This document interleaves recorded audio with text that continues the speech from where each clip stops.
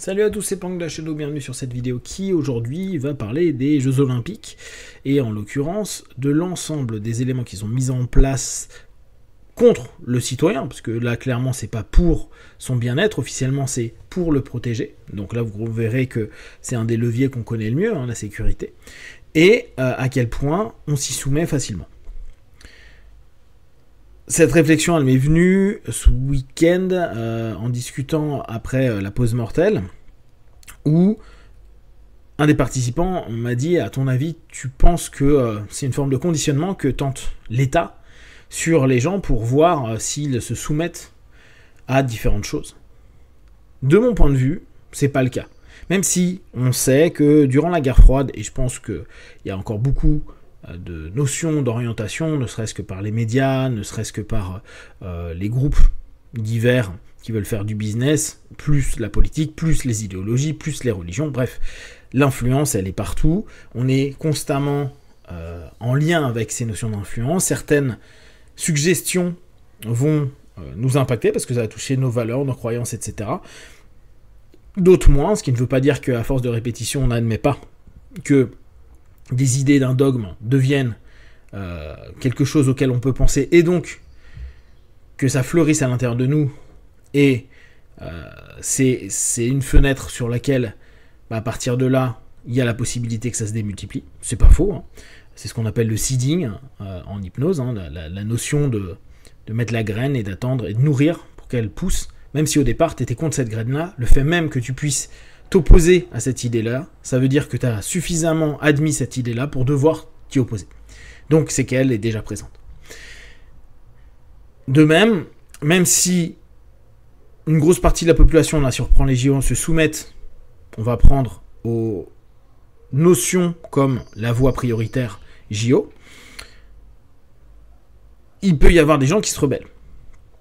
Seulement, rappelez-vous, la plupart du temps, penser qu'une personne qui se rebelle n'est pas une personne qui est soumise, c'est faux, parce que la plupart du temps, pour se mettre en sécurité, elle va retrouver des personnes qui pensent comme elle, donc se regrouper, avoir une communauté, avoir un dogme commun, et donc se soumettre à une façon de penser, une façon de réagir, une façon de se révolter. Souvent, et ça vous le voyez avec l'ensemble des communautés et des groupes qui existent, quels que soient les domaines, avec un discours pré-mâché, prédéterminé, et éventuellement, si on va plus loin et que ça se politise, etc., avec des ouvrages de référence, avec des films de référence, des reportages de référence, avec des mots, des paroles, des personnes qui vont être mises en avant. Et on a eu ça, on va reprendre avec le maoïsme, hein, le livre rouge de Mao, où les gens mettaient en valeur ce qu'ils disaient, ce qu'ils prenaient, alors qu'on savait que, qu'on a su qu'il y a eu des millions de morts. Donc, cette notion de se dire, je suis un révolté, je suis contre, moi je suis pas un mouton, automatiquement t'es mouton de quelque chose, quelque part. Tu te soumets à quelque chose.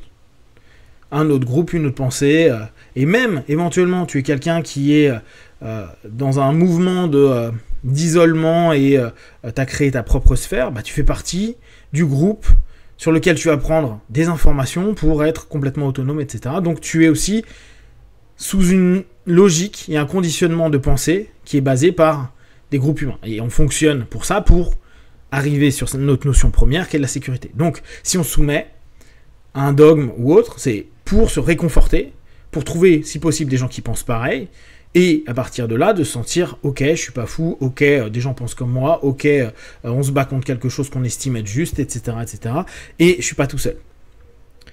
Chose qui, d'ailleurs, est hyper paradoxale, si on reprend la notion des routes prioritaires en Ile-de-France là pour les JO, les gens vont se conformer parce qu'ils ont peur à ce moment-là de prendre une amende. Donc à la base, tu te soumets pour être en sécurité, et au bout du compte, vu que c'est pas hyper bien fait leur modèle, les gens ils le font parce qu'il y a une autorité qui risque à n'importe quel moment de eux-mêmes les rendre insécures. Donc je me soumets à quelque chose pour être en sécurité, et au bout du compte, le système qui me demande de me soumettre peut quand même, parce qu'il fait une erreur, parce qu'il ne sait pas, parce que moi-même j'ai pas bien compris le truc, je suis en insécurité parce que je risque de payer quelque chose. De là à se poser la question, est-ce que donc on nous conditionne ? Je pense pas, il n'y a pas besoin de conditionner, vu qu'il suffit, et on le sait bien, qu'il y ait la peur, qu'on insémine la peur, et des sanctions, pour que les gens limitent les choses. Là, la route, ça a été marquant. Ils ont mis un coup de pression en 24 heures, où je crois que sur des amendes à 135 €, ils sont arrivés à 50 000 €. Et on voyait la police partout. Partout. Les motards qui arrêtaient tout le temps, tout le monde, dès qu'il y avait une personne qui roulait peut-être 25 mètres, 10 mètres sur ces routes-là. Ces routes donc qui sont spécifiques Jeux Olympiques que pour les taxis, etc. Donc, il n'y a pas besoin de conditionner les gens à se soumettre à quelque chose, sachant que la plupart du temps, la peur va faire que tu obéis. Oui, il y aura des révoltes, il y aura des personnes révoltées, des personnes contre, des personnes qui vont se trouver rebelles, mais comme je vous dis, ils sont eux-mêmes dans un autre groupe. On l'a vu pendant Covid, les gens avaient peur parce que la maladie n'était pas connue, parce qu'il y avait des sanctions possibles, parce que ça ne veut pas dire que les gens ne sortaient pas, ça ne veut pas dire que les gens respectaient tel ou tel truc, oui, mais la majorité, si. Et d'ailleurs, souvenez-vous, il y a eu énormément de déclarations à la police. On va appeler ça des déclarations, mais à d'autres périodes de guerre, ça aurait été de la délation, à la police, comme quoi des personnes étaient dehors à des horaires où vous n'avez pas le droit d'y être. Parce que sécurité, parce qu'il faut sécuriser, parce qu'il ne faut pas mettre les gens en danger, etc. Ça s'est fait, spontanément, on y est arrivé en moins de 24 heures.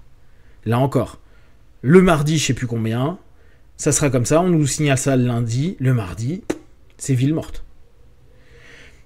Et là encore, vraiment, les personnes qui se disent « oui, mais moi, j'ai pas fait », vous êtes aussi dans une façon de penser d'un groupe qui vous sécurise, et donc vous n'êtes absolument pas libre. C'est vraiment une croyance absurde, se dire « ah ouais, mais nous, on n'est pas des moutons », vous êtes des moutons d'un côté ou d'un autre. Vous n'êtes peut-être pas la même race de moutons, mais vous êtes des moutons. Et la notion, donc, de se dire assez facilement avec de la pression, de la tension, avec des sanctions, les gens vont se plier, il n'y a pas besoin de faire tout un travail en amont de conditionnement. Après, bien sûr, plus je le fais, plus, par exemple, là on s'aperçoit que les Jeux Olympiques, c'est absolument pas pour les administrés franciliens. Donc, tout le monde y perd.